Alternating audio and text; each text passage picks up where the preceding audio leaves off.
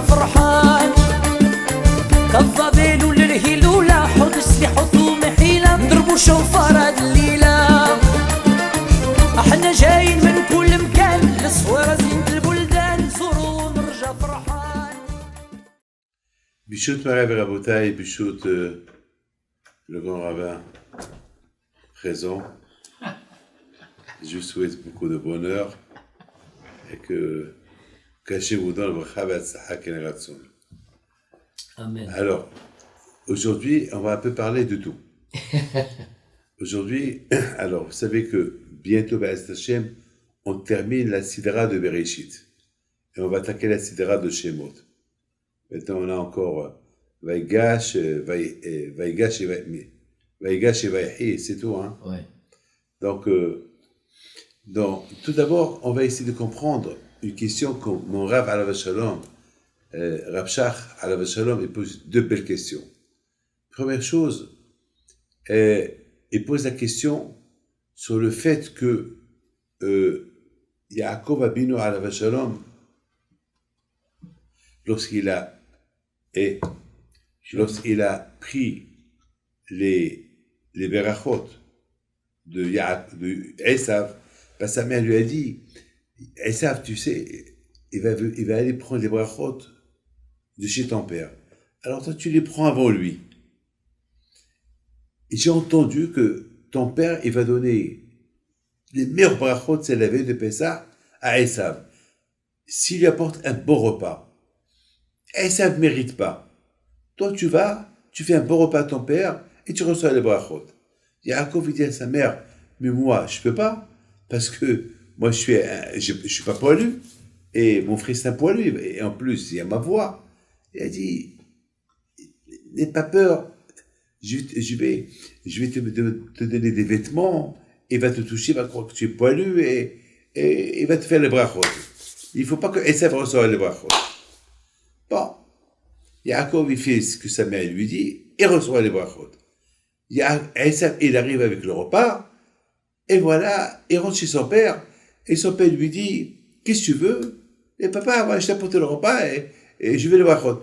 Il dit, ah bon, tu m'as apporté le repas? Mais attends, mais déjà ton frère, il est venu, il m'a apporté un repas, et c'est lui qui a pris tous les brachot. Et Esav, le pauvre, il a eu de la peine, il a commencé à pleurer. Il a posé des cris énormes. Il dit, papa, quel coup il m'a fait. Yaakov, déjà m'a pris la brachora, le droit d'aîné, et maintenant me prend le brachot, et il me fait que du mal, ce monsieur-là. Et papa, et moi, il n'y a pas de bracha pour moi. Bon, son père lui dit, non, il n'y a pas de bracha pour toi. Les meilleurs, il les a reçus. Papa, c'est pas normal. Il crie, il pleure, il crie, il pleure. À 15 jours, il a dit, puisqu'Yaakov, il a fait pleurer Esav, alors moi aussi, je vais le faire pleurer. Et quand je vais le faire pleurer, à l'époque de Haman, le Haman qui était le petit-fils de Esav, il a décrété de tuer tous les Juifs, et là, Mordechai, il a poussé un grand cri. Il a commencé à crier et pleurer. Kachori, il s'est vengé de Yaakov par rapport à ce qu'il a fait à Esav, qu'il a fait pleurer à Esav. Rav Shach, il pose une question, il dit, mais pourquoi Kadosh Baruch Hu, il punit les Juifs à cause de Esav? Esav, s'il a pleuré, c'est pas un rachat. En plus, son père lui a dit d'apporter de la chasse, il lui apporte un chien cuit. Un chien cuit. Et en plus, hein? Il a pas porté un gigot. Un chien, parce qu'il n'a pas trouvé de la chasse. Il a trouvé un chien, il a pris le chien, il l'a égorgé, il a rôti, il a apporté un chien à son père. À quoi? Il mérite une bracha. Et en plus, Esav Saracha, il mérite pas les brachot qui crèvent, qui pleurent. Parce qu'il a pleuré, ça y est, on va prendre en considération ses pleurs. Et alors, qui pleure? Mais de toutes les façons, on sait très bien que Esav et Yaakov, ils ont partagé les mondes. Yaakov, il a pris Olam Haba, et Esav, il a pris Olam Hazé. Donc Esav, il n'a aucun droit sur Olam Haba. Et en plus, il y a Yaakov qui étudie la Torah. Esav n'étudie pas la Torah. Et de quel droit il a Esav à avoir des brachot? C'est un rachat. De quel droit? Et d'ailleurs, même Yitzhak Abinu, il était d'accord qu'il n'a pas donné les brachot à Esav. Il a dit à Esav, eh ben tu sais Esav, toutes les brachot que j'ai données à ton frère, Gabaouchiye, eh ben que Hachem fasse que ces brachot-là, ils seront acceptés chez Akadosh Baruch Hu. Même qu'il les a volés, mais maintenant je lui donne de bon cœur. Pourquoi Yitzhak il a fait ça? Parce qu'il a vu que Bémet, son frère, son fils, Esav, il ne mérite pas. Il lui apporte un chien. La Gemara dit que lorsque Esav il est rentré chez son père pour l'apporter le chien cuit, Gehinam il est rentré avec lui. Et Yitzhak il a eu peur de Gehinam. Il a vu Gehinam en face de lui. Alors quoi?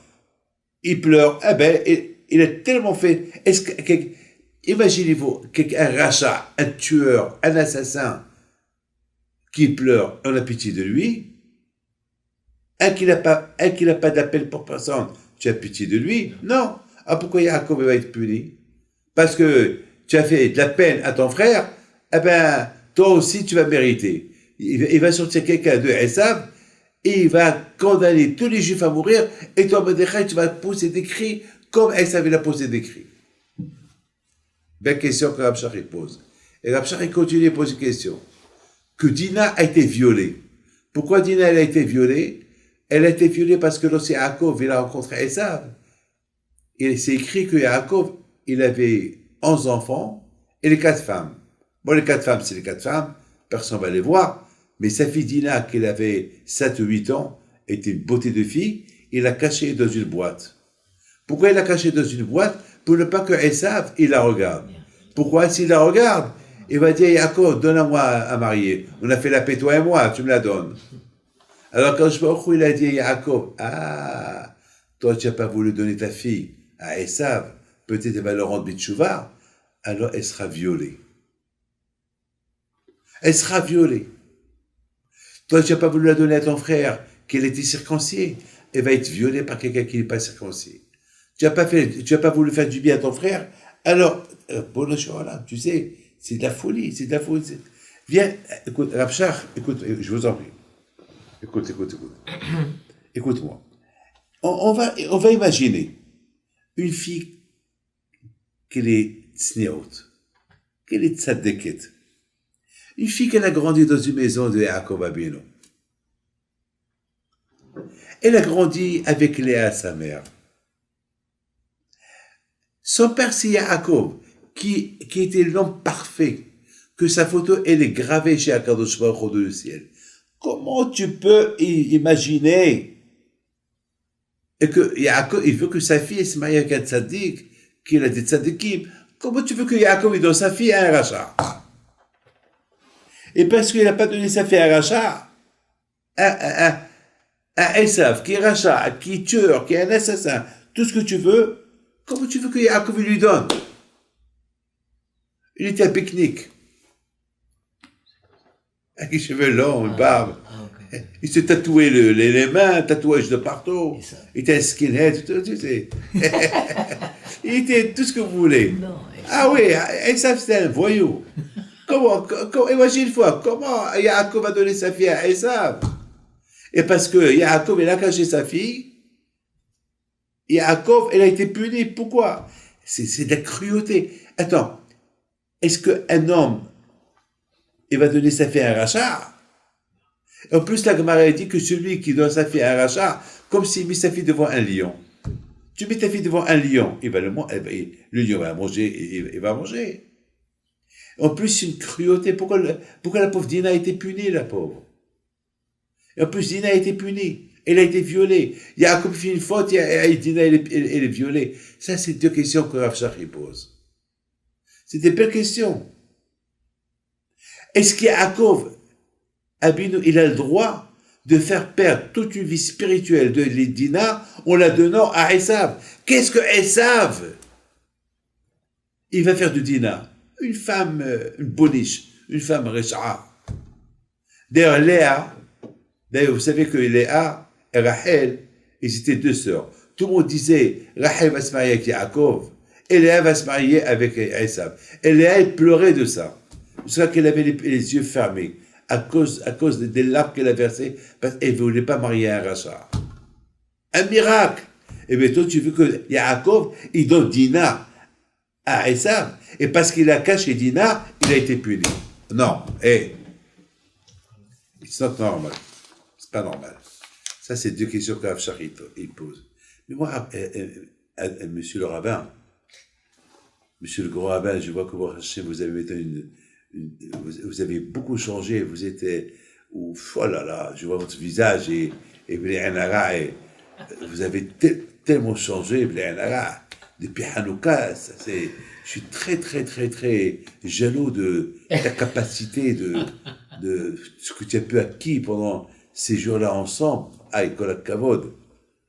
Alors, maintenant, j'ai commencé à réfléchir. J'ai beaucoup réfléchi. Yaakov Abinu, pourquoi il a été puni? Deux fois il a été puni avec Esav. Il a été puni parce qu'il a causé à Esav de pleurer lorsqu'il a pris les brachot. Il a été encore puni à cause de Esav parce qu'il n'a pas donné sa fille. Alors on a posé la question, pourquoi être puni? Il a bien fait. Il a bien fait de prendre des brachot à Esav. Il ne mérite pas un rachat des brachot. Il a bien mérité aussi, pourquoi il a été puni? Parce qu'il n'a pas donné Dina à Esav. Vous savez, Akadosh Baruch Hu, il juge chacun selon comment il se comporte. Akadosh Baruch Hu, de la même façon qu'il sait, il donne la récompense, il punit aussi. Par exemple, regarde, le roi Sanherib, le roi Nebuchadnezzar, parce qu'il a fait kavod à Dieu, il a fait 3 pas, parce que le roi de Babel, il a écrit une lettre à Hiskia, parce qu'il était malade, il a guéri. Il lui a dit, salut Hiskia, roi d'Israël, salut la terre d'Israël, salut le Dieu de Hiskia. Nebuchadnezzar, lui, il était écrivain. Et lui, c'était lui qui écrivait les lettres au roi. Il n'était rien du tout. Il avait un koalo, il n'était rien du tout. Alors, lorsque la lettre, elle a été lue et signée par le roi, et le roi, il a remis à un messager pour la prendre au roi Hiskia à Jérusalem, Nebuchadnezzar, il s'est levé, il a fait 3 pas. Et il a arrêté le messager, le chaléa, le postman. Il a dit, donne-moi la lettre. Le roi, il dit à Nebuchadnezzar, qu'est-ce que tu fais? Il dit, Majesté, je crois qu'on doit changer la lettre. Il dit, pourquoi changer la lettre? Il dit, c'est pas logique. J'ai réfléchi que la lettre, tu mets en priorité le roi avant Dieu. Qui a donné la santé au roi Hiskia? C'est Dieu. Alors dans la lettre, on doit dire, salut Dieu, salut Hiskia, salut le peuple d'Israël, ou salut Dieu, salut le peuple d'Israël, salut Hiskia. Mais toi, tu as fait le contraire. Salut Hiskia, salut le peuple d'Israël, et salut Dieu. Tu as mis Dieu en 3e position. C'est pas... Le roi a dit, tu as raison. Alors, on recommence la lettre. Et Hachem, il a donné une récompense à Nebuchadnezzar parce qu'il a fait ces 3 pas-là. Il a voulu faire la 4e pas et le malach, il a arrêté. Et s'il n'aurait pas arrêté, ça aurait été la fin des Juifs. C'est de la folie. Et qu'est-ce qui est devenu? Le roi sur le monde entier. Son fils était roi, et son petit-fils, et son arrière-petit-fils. 3 générations de royaumes. Ils étaient rois sur le monde entier. Tout ça parce qu'ils ont fait kavod à Akadosh Baruch Hu. Pour 3 pas et demi. Et pour le demi-pas qu'il a fait, elle est sortie Vashti, la femme de Ahashverosh, qu'elle était la fille de Nebuchadnezzar, et qu'elle aussi était la reine sur le monde entier. Mais elle a vécu que la moitié de sa vie. Alors, imaginez-vous que si Nebuchadnezzar, pardon, il aurait fait le quatrième pas, Vashti, elle aurait été la femme de Hachvérosh, et il aurait exécuté tous les Juifs avec Haman.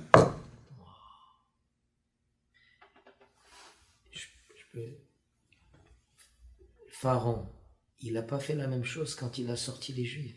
C'était pas le même principe. Alors, maintenant, on voit que celui qui fait Kavod à Hachem, à Kashru, il lui fait Kavod. Pharaon, même qu'il a accompagné les Juifs jusqu'à qu'ils ont quitté l'Égypte, il l'a fait que par la peur. Il n'a pas fait par Kavod Hachem. Il a fait par Kavod qu'il arrive quelque chose. Parce qu'il était premier-né. Il avait peur qu'il meure. Alors, Zamak, il a fait Kavod Hachem pour... Vous voyez que Hachem, il punit en même temps, de la même façon qu'il punit, il peut donner la récompense. HaKadosh Baruch Hu, il a puni Yaakov à 2 reprises, à cause de Esav.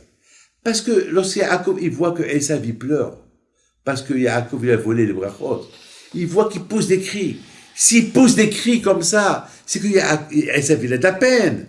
Lorsqu'on n'a pas de la peine, on ne crie pas, ou pas. Il a montré qu'il a de la peine. Yaakov, pitié. Tu aurais pu considérer un peu de ces larmes-là. Peut-être maintenant, il va faire teshuva. C'était l'opportunité de jamais que Esav pouvait faire teshuva. Pourquoi? Parce que Esav, pendant un moment, il a vu qu'est-ce qu'il a perdu. Il a vu que la Gan Eden, c'est le meilleur. Il a vu que ce monde-là, il est bidon. Il a vu que ce monde, il est bidon. Il a commencé à comprendre. Finalement, j'ai tout fait pour avoir la prière de mon père. Mais mon père, est-ce que la prière de mon père, c'est Hachem qui va la signer. Donc ça veut dire que Hachem, même si mon père ne prie pas pour moi, c'est vrai que je prie pour moi, Hachem il va me répondre. J'ai pas besoin que toi tu me fais le bracha. Je peux demander à Kashro si je veux. Donc Esav, il a compris qu'il y a Dieu.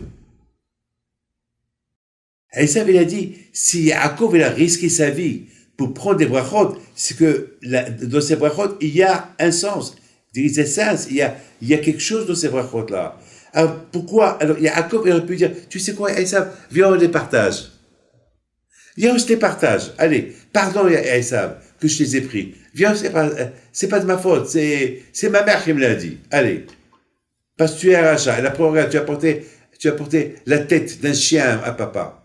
Dis-moi, Esav, tu te rends compte que tu apportes à papa? Et Esav va comprendre. Et il risque de faire la paix, et les deux vont partager, il aurait pu faire teshuva. Donc, quand je lui ai dit à Yaakov, puisque tu n'as pas aidé ton frère à faire une vraie teshuva, donc il a crié pour rien. Ah ben toi aussi, tu mérites de crier. Tu seras puni. Parce que tu n'as pas aidé ton frère Esav. Mais Yaakov, alors, on se pose la question, pourquoi Yaakov, il n'a pas aidé son frère Esav? Parce que Yaakov, il s'est dit, il ne mérite pas que je l'aide. Parce que apporter à papa la tête d'un chien, c'est pas normal. Il faut être cruel avec ça. Mais Hachem, il donne toujours des chances. Tu comprends?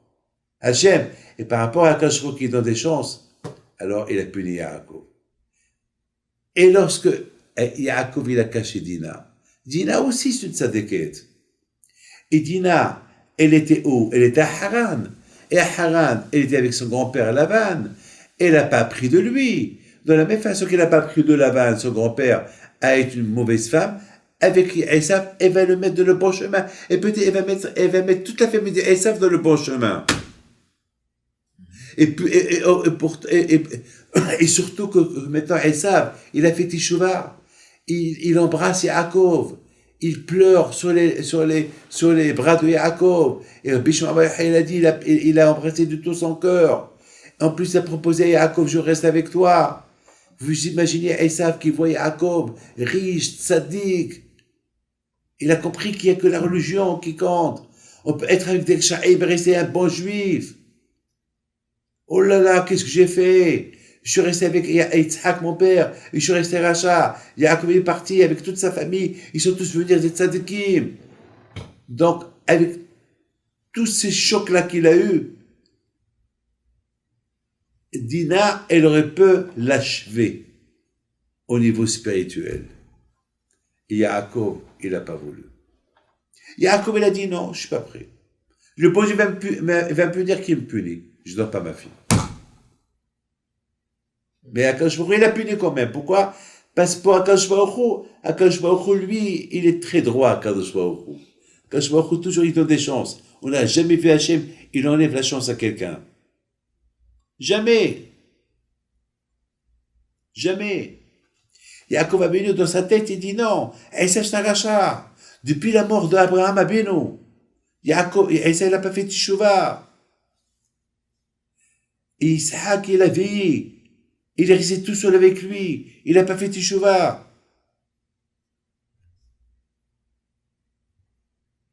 Mais d'autre côté, quand je reproche à Yaakov, c'est le moment à jamais que Esav peut faire Teshuvah.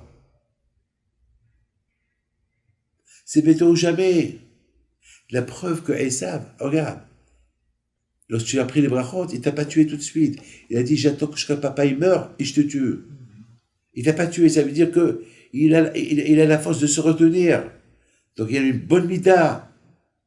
Quelqu'un qui a cette mida de se retenir, ne pas s'énerver, c'est une bonne mida. Quand on a vu les Shvatim, ils se sont retenus. Ils auraient pu détruire l'Égypte. Et Yehuda, il se retient pour ne pas détruire l'Égypte. Pourquoi? Parce qu'il donne une chance. Peut-être, on va donner encore une chance à ce monsieur-là. Peut-être, il va se calmer. Et on voit aussi la grandeur de Yosef. Lui aussi se retient. Il se dévoile pas tout de suite. Sauf qu'il est sûr que ses frères, ils ont fait une teshuvah.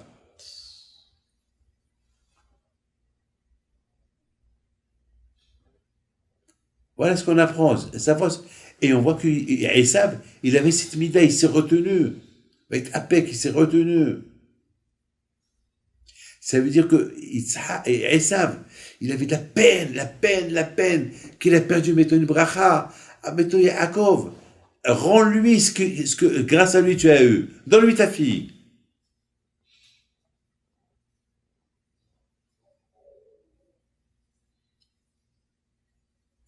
Tu peux faire un bien à ton frère. Fais-lui un bien. Et peut-être aujourd'hui, toutes les données de Esav, vous auraient changé. Il n'y aurait pas Esav.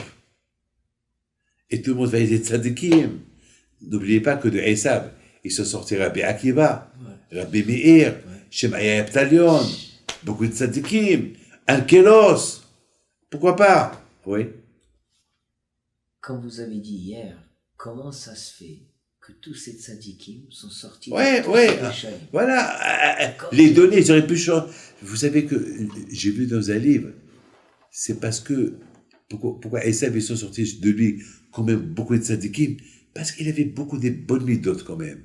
Il a servi Hachem, il a servi son père. Il était un bon serviteur à son père.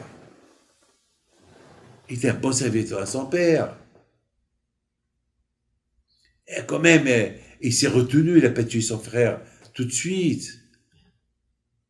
Il voulait être enterré avec son père.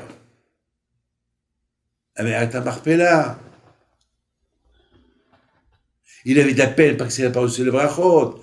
À un moment donné, il a vu le Emet, il a fait Teshuvah. Il y a beaucoup de gens qui voient le Emet, il ne font pas Teshuvah. Et lui, il a vu le Emet, il dit, à quoi je reste avec toi? Il vient pour le tuer, et il dit, non, je reste avec toi.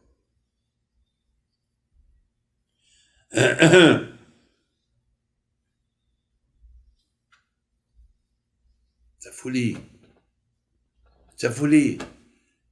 Dina était tzadéket à Haran chez son grand-père. Bien sûr qu'il va être une grande tzadéket avec lui. Non. Rabotai, n'oublie pas que il y a des souvenirs. Hein. Vous savez que les enfants, ce qu'ils voient de leurs parents, même s'ils quittent le chemin de Dieu, les bonnes choses qu'ils ont vues chez leurs parents, ça peut se réveiller en eux. Il y a la teshuva. La teshuva peut être jusqu'à la dernière minute de la vie de la personne. Et Esav, il se rappelle d'Abraham, son grand-père. Il se rappelle de Yitzhak. Il se rappelle de Yaakov. Toutes ces choses-là qu'il a vues chez Abraham, de chez Yitzhak, de Yaakov, ils peuvent un jour, il y a ce qu'on appelle Heshbon HaNefesh, une prise de conscience, un bilan. Il peut le faire. Et avec Dina, il pouvait le faire. Et la Torah, elle écrit que Esav, c'est un grand rachat. Mais de la même façon que tu peux être un grand rachat, tu peux être aussi un grand tzaddik. On avait des bonnes qualités chez Esav. Même que là, Hachem, il dit que Hachem, il déteste Esav. Il le déteste. Mais malgré tout, il le déteste parce que Esav, il avait la capacité pour changer, il n'a pas changé. Mais il pouvait changer. C'est la folie. De Esav, de Yitzhak, il est sorti Esav qui était rachat. Pour te dire que même un tzaddik, un rachat, il sort de lui, ce rachat-là, il peut être tzaddik. Il peut être tzaddik, il y a la teshuva. On ne peut pas le condamner. Et toi, Yaakov, tu le condamnes. Yitzhak, ton père, il l'a pas condamné. Hachem, il l'a pas condamné. Et toi, tu le condamnes. C'est risqué, mais ça vaut la peine le risque. Ça vaut la peine le risque. Il y a beaucoup de fois, on prend le risque. Il y a des fois qu'on ne prend pas le risque si les pourcentages, ils sont néons, mais parfois on prend le risque si les pourcentages, ils sont faibles pour gagner. Par exemple, si j'achète 50 et il y a 100 loteries,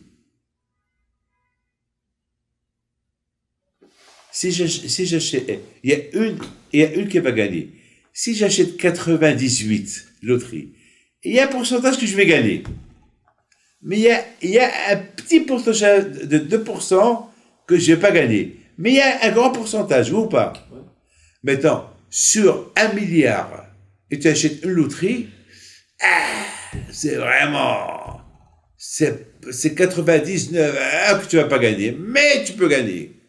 De même avec Esav, si Yaakov lui donne Dina, c'est un gros loto, c'est 1 milliard de pourcents que Dina va échouer. Mais il y a encore 1%, peut-être, elle peut le rendre. Pour ce 1% là, Hachem, il reproche à Yaakov pourquoi il n'a pas donné Dina à Esav.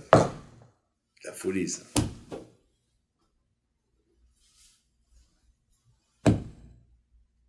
C'est la folie, ça. C'est de la folie.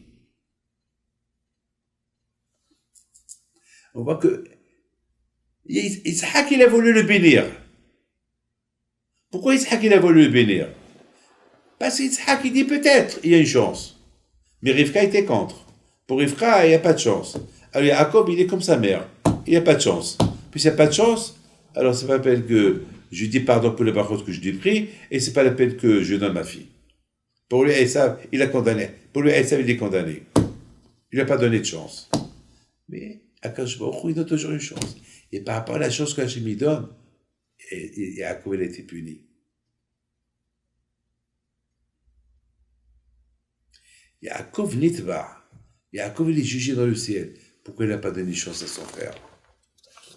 C'est de la folie. C'est de la folie. C'est de la folie. Je voudrais simplement vous dire, hier, j'étais en train de lire une belle histoire. Écoute-la bien. Une histoire de Rav Yehuda Tzedaka, qui était le Rosh Shiva de Porat Yosef.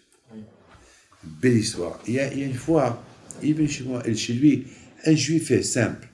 Il a écouté sa dracha sur l'éducation des enfants.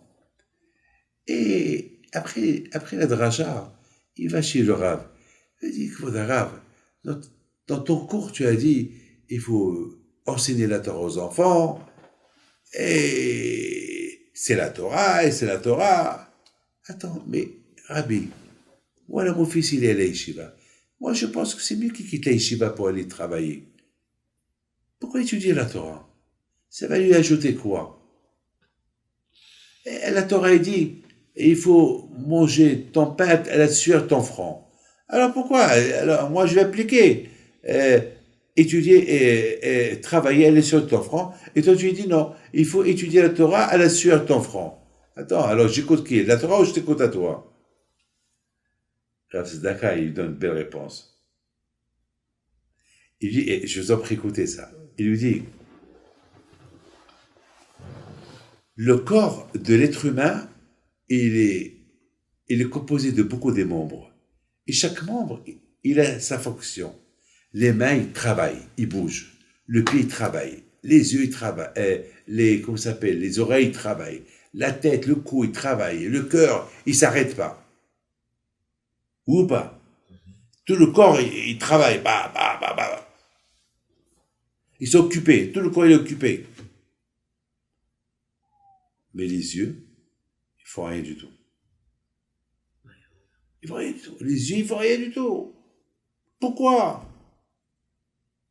Les yeux, rien, ils servent à quoi? Ils regardent. Ils regardent. Et les yeux, c'est les seuls. Et une fois tous les 24 heures, ils vont dormir pendant quelques heures. Alors, les yeux, ils font rien du tout. Pourquoi les yeux ne travaillent pas comme le corps? Et le Rav lui dit, tu sais pourquoi? Parce que les yeux non croient qu'ils font rien du tout. Mais le travail des yeux, il est plus important que le travail de tout le corps. Pourquoi? Parce que les yeux, si l'homme il fait pas attention où il va tomber. Si quelqu'un il est en train de clouer un clou avec ses yeux, s'il voit pas, il va prendre le clou, il va clouer ses mains. Donc les yeux, il faut le travail plus que tout le corps. Il dit, tu sais, ceux qui étudient la Torah, c'est lui les yeux de Torah Israël. Aîné Aïda. Celui qui étudie la Torah, c'est lui Aîné Aïda. C'est lui les yeux, c'est lui qui fait attention aux Juifs pour ne pas qu'ils font des mauvaises choses. C'est la raison pourquoi, c'est pour ça que comment ça s'appelle, les yeux, ils se concentrent. Le travail à eux, c'est de se concentrer pour faire attention aux autres. Alors, Hachem, ton fils, il étudie la Torah, qui devient, bien Torah, comme ça, lui, il devient les yeux de Torah Israël. Mais pour qu'il devienne les yeux de Torah Israël, il faut qu'il profite maintenant, qu'il s'assoie et étudie la Torah. Mais s'il va travailler, eh bien, il ne sera pas les yeux de Torah Israël. Et c'est pas tout le monde qui a le mérite d'être les yeux de Torah Israël. C'est pas tout le monde qui sont des rabbins. Et c'est pas tout le monde qui s'étudie la Torah. Et c'est pas tout le monde qui devient un Rabbi Himpito, un Rabbi Meir Alanes. Il y avait une fois un qui l'a quitté la yeshiva. Pourquoi?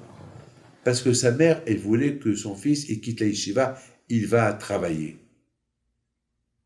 Et il vient chez Rabbi Yehuda Tzedaka. Ils se commencent à parler. Et Rabbi Yehuda Tzedaka lui dit, alors, comment ça va ton fils? Il lui dit, ça y est, mon fils, ma femme, elle a décidé qu'il quitte la yeshiva, et je ne dis plus, elle a dit qu'il va travailler. Et toi, tu as accepté? Il a dit, ben, shlom bayit. Je ne peux pas faire la guerre à ma femme. Shlom bayit. Ah, shlom bayit. Il a dit, tu veux que je te donne un conseil? Pour que ta femme, elle te dit, ramène ton fils à la yeshiva. Parce que ton fils, il peut être un gadol. Il a une tête d'un grand sadique, ton fils. Et dommage. Il va donner sa tête à autre chose et pas à la Torah. On a besoin des garçons comme lui. Le monde de la Torah, il a besoin, parce que, comme qu'il n'y a pas beaucoup,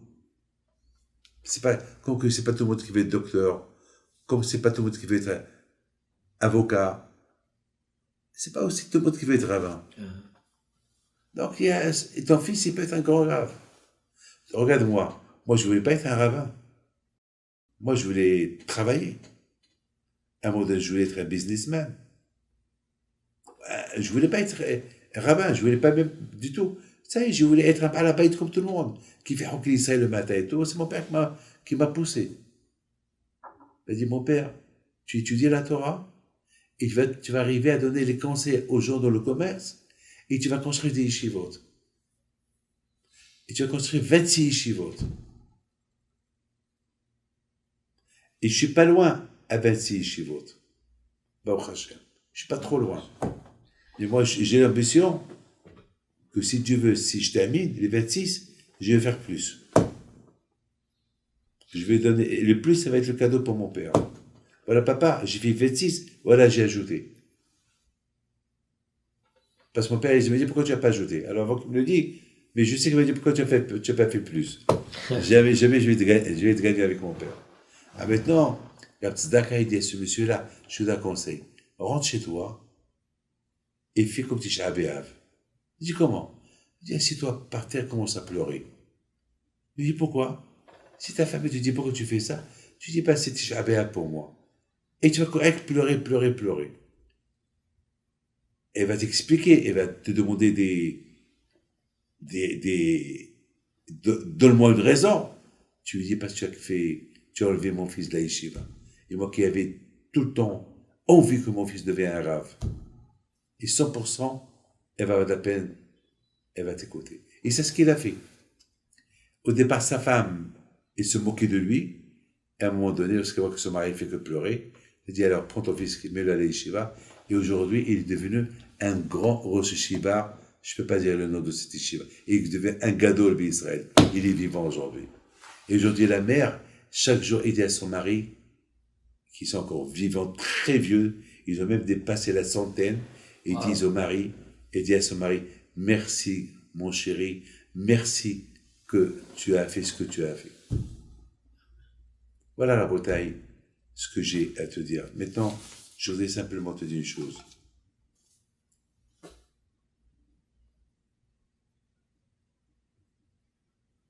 Regarde Yaakov Avinu.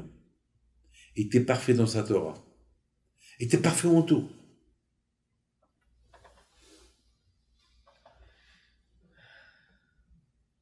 Même la punition qui a été punie par Dina, la Torah, il dit, il était parfait. La Torah, il n'a pas fait de reproche. C'est-à-dire que il a été puni, Yaakov a accepté sa punition, que sa fille a été violée, et le bon Dieu ne l'a pas puni pour ça. Pourquoi? Parce qu'Hachem, il a vu finalement que Yaakov, il a fait ça, le Shem Shamayim.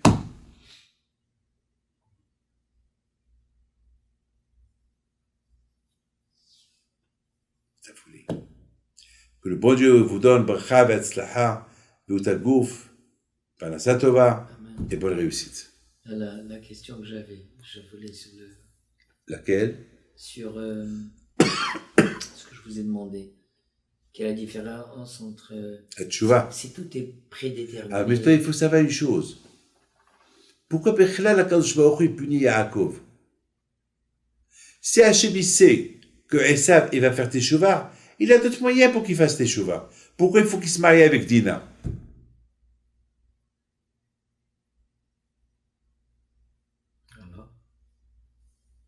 Pourquoi est-ce qu'il se marie avec Dina?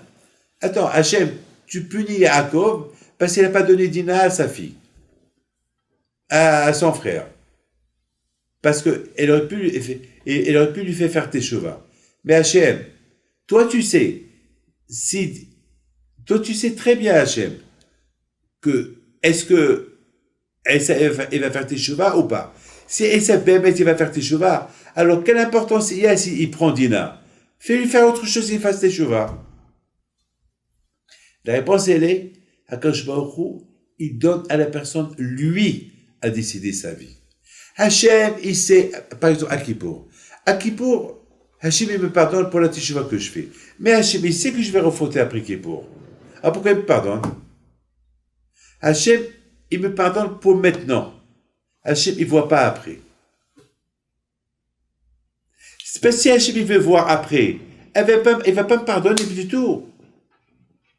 Et jamais va pardonner parce que tout le temps, je me comporte de la même façon.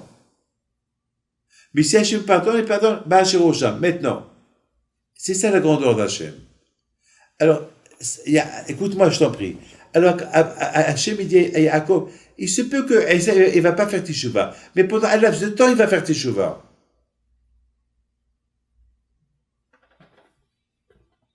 La Teshuvah, c'est l'homme qui dit. Hakol peut dire, tout est entre les mains du ciel, sauf la Teshuvah. Il n'est pas entre les mains du ciel. C'est dans ta main à toi. À toi de décider. À toi de décider. Regarde Paro. Il n'a pas été têtu. Lorsqu'il avait la vérité sur Youssef, il a fait Teshuvah. Mais une fois que Youssef est mort, il est retourné. Et pourquoi il n'est pas resté tzaddik, Paro, comme à l'époque de Youssef? Eh bien, la réponse, elle est, c'est son libre arbitre. C'est son libre arbitre. Regarde Yaakov Abinu, comment il était tzaddik. Lorsqu'il avait des problèmes, il a dit à Hachem, peut-être je ne mérite pas tout le bien que tu m'as fait. Peut-être je ne suis pas tzaddik. Peut-être j'ai pris tout Torah de mes mains. Peut-être il y a des choses que je n'ai pas fait. C'est pour ça que je mérite tout ça. Parce que lorsqu'on a peur, est-ce qu'il y a un problème? Et Yaakov, il a senti qu'il a peur. Les tzaddikim ne sont jamais garantis de tout le bien qu'ils font. Toujours ils disent peut-être. Ils vivent toujours dans le peut-être. Peut-être j'ai mal fait, peut-être j'ai mal fait. Peut-être j'ai quelque chose de Bittul Torah. Parce que la Gemara dit, quelqu'un qui a des problèmes, qui ne trouve pas pourquoi il a des problèmes, peut-être c'est à cause de Bittul Torah. Quel Bittul Torah il a Yaakov? Non, Wallo, il n'a pas de Bittul Torah. Mais peut-être, il dit, je ne peux pas accuser le bon Dieu, il faut que je m'accuse à moi. Pourquoi des fois il y a des gens qui accusent le bon Dieu? Non, pourquoi tu accuses le bon Dieu? Accuse-toi. Peut-être c'est toi qui as porté ton mal. C'est la raison pourquoi Yaakov toujours, il a eu peur. Et peut-être il a eu peur, tu sais pourquoi Yaakov il a eu peur? Parce qu'il a caché sa fille. Le fait qu'il a caché sa fille, alors qu'Hachem il a porté la peur de son corps. Mais Yaakov était prêt à avoir la peur, et prêt à affronter Esav, était prêt à lui faire la guerre et pas lui donner sa fille. Mais Hachem dit non. La chita d'Hachem, non, il faut donner la chance. Mais Yaakov dit non, moi je ne donne pas la chance. Moi j'ai peur. C'est un petit pourcentage. Et j'ai peur de ce petit pourcentage. Avec ce petit pourcentage, ma fille va perdre avec lui. S'il y avait un grand pourcentage, oui. Mais Hachem dit non. Peut-être il va faire Teshuvah. Et la preuve, voilà, qu'on a dit tout à l'heure. Voilà mes amis, voilà, Béat Hachem, que nous sommes toujours dans la Torah et Bisrot Rapé.